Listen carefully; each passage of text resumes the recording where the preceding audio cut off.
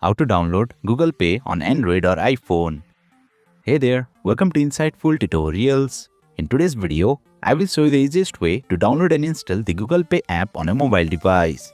Without further ado, let's get started. Open Play Store on your Android device or App Store on your iOS device. Tap on the search icon at the bottom, then tap on the search bar.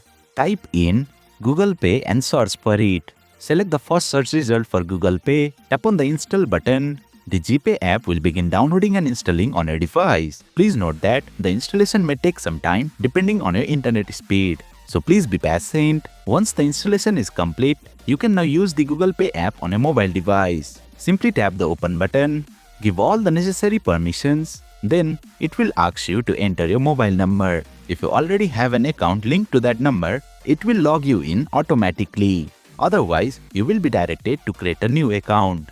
Once you are into the app, you will need to link your bank account registered with your number. Then you can use Google Pay for your day-to-day transactions. And that's it. You have successfully downloaded the Google Pay app on a mobile device.